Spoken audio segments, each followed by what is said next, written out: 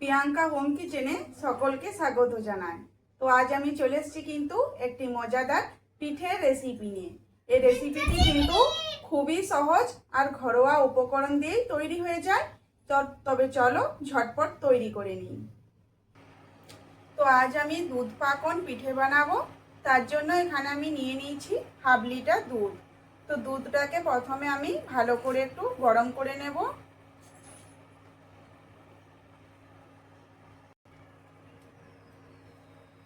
তো দুধটা এখানে ফুটে গেছে, এবারে দিয়ে দেব এখানে আমি 1 কাপ চিনি।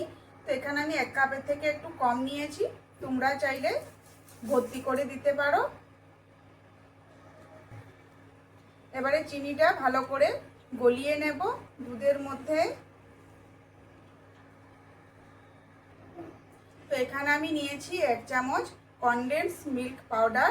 তো সেটা আমি অল্প ঠান্ডা জল দিয়ে এটা গুলিয়ে নেব।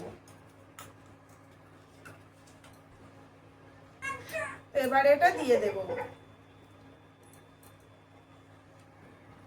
এবারে এটা একটু ভালো করে মিশিয়ে নেব। এটা দেওয়ার পরে দুধটা দেখো এখানে অনেকটা ঘন হয়ে যাবে। তো এখানে আমি কিন্তু বেশি ঘন করব না, এটা আর একবার আমি ফুটিয়ে নেব, তাহলেই হয়ে যাবে।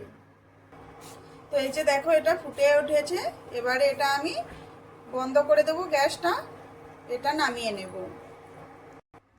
তো এখানে আমি একটা ডো বানিয়ে নেব, তার জন্য নিয়ে নেব এখানে 2 কাপ জল।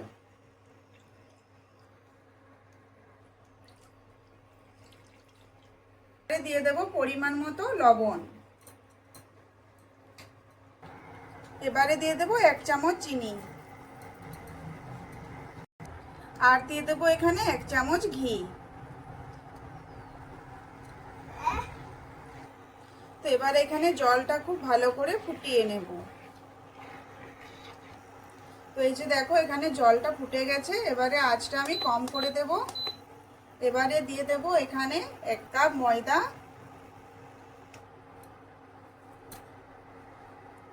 আর দিয়ে দেব 1 কাপ চালের গুঁড়ো। এবারে এগুলো ভালো করে মেখে নিতে হবে। মাখার সময় কিন্তু আঁচটা একদমই কম করে দিতে হবে, লো আঁচে এগুলো ভালো করে মেখে নেব। আঁচটা বাড়ানো থাকলে এগুলো দোলা পাকিয়ে যাবে, তাহলে কিন্তু ডোটা ভালো তৈরি হবে না। তাই এটা কম আঁচে ভালো করে নরম ডো একটা তৈরি করে নেব। তো এই যে দেখো এটা কিন্তু হয়ে আসছে।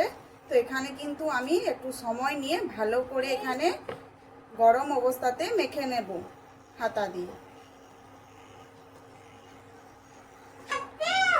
তো এই যে দেখো এটা আমার হয়ে গেছে, এটা কিন্তু আর কড়াইয়ে লাগছে না, খুব সুন্দর একটা ডো তৈরি হয়ে গেছে। এবার এটা আমি নামিয়ে নেব।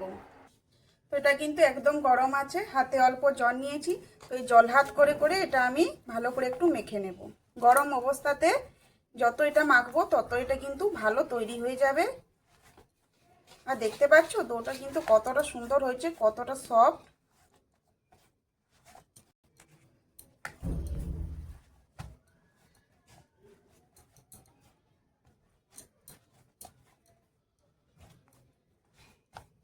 এটা কিন্তু একটু কোনো হাতে লাগছে না, দেখতে পাচ্ছ এটা ডোটা কিন্তু একদম পারফেক্ট তৈরি হয়ে গেছে।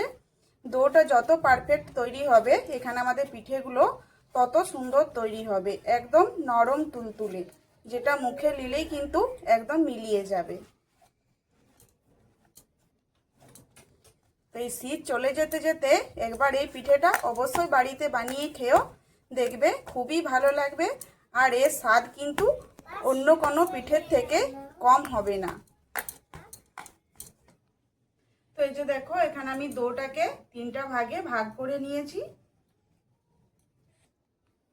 তো এই যে দেখো এগুলো হাতে করে নিয়ে একটু গোল গোল করে নিচ্ছি।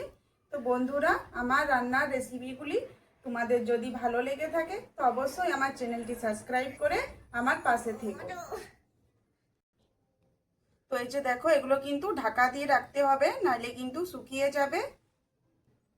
তো এই যে দেখো এখানে একটা আমি নিয়েছি পাইপিং ব্যাগ। এবারে এর মধ্যে দিয়ে দেবো অল্প ঘি। তো এবারে ঘিটা একটু ভালো করে এর মধ্যে প্লাস্টিকের মধ্যে এভাবে চারদিকটা লাগিয়ে দেব।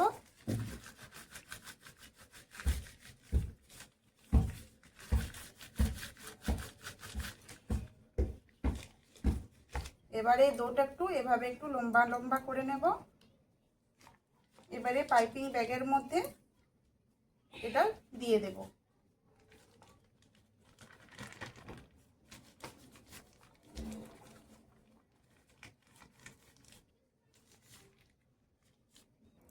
তো এই যে দেখো পাইপিং দিয়ে এইভাবে কিন্তু আমি পিঠেগুলো বানিয়ে নেব।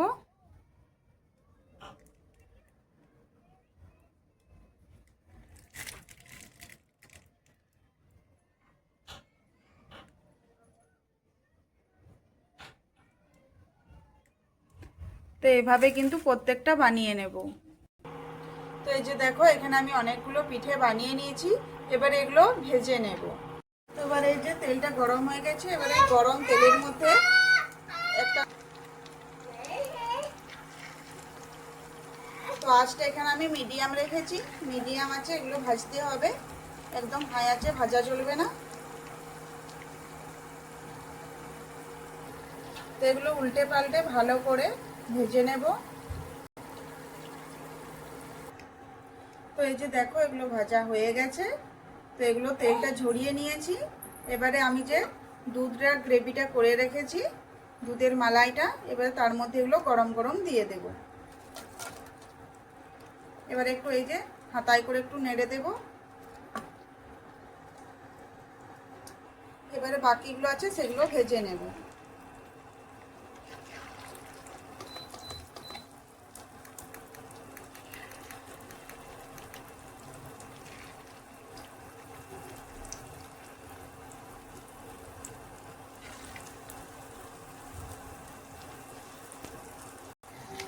এগুলো এই যে দেখো আরো বাকিগুলো ভেজে নিচ্ছি। তো একটা পিঠ হয়ে গেছে, একটা পিঠ এইভাবে উল্টে দেব। তো দেখতে পাচ্ছ এগুলো কতটা সুন্দর লাগছে দেখতে। তো এইভাবে গরম তেলটা একটু ছিটিয়ে ছিটিয়ে দিতে হবে, তাহলে কিন্তু এগুলো ফুলে উঠবে।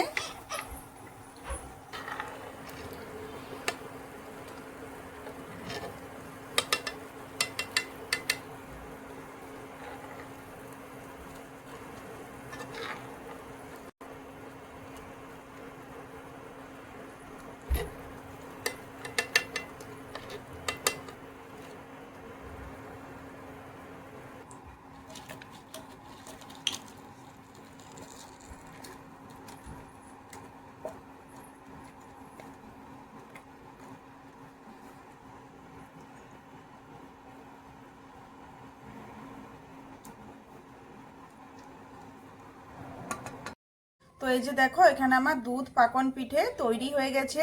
এটা যতটা সুন্দর দেখতে লাগছে এটা ততটাই নরম তুলতুলে হয়েছে। একবার মুখে নিলেই কিন্তু এটা মিলিয়ে যাবে। এটা যদি না বানিয়ে থেকেছো তো অবশ্যই এই শীতে একবার বানিয়ে নাও। যে একবার খাবে সে বারবার খেতে চাইবে, এতটাই খেতে ভালো হয়। তো বন্ধুরা আজকের এই রেসিপি কেমন লাগলো অবশ্যই কমেন্ট করে জানাবে। আর যদি ভালো লেগে থাকে তো আমার চ্যানেলটা সাবস্ক্রাইব করে দেবে। ভালো থেকো, সুস্থ থেকো। আরও আসছি এরকম নিত্য নতুন রেসিপি।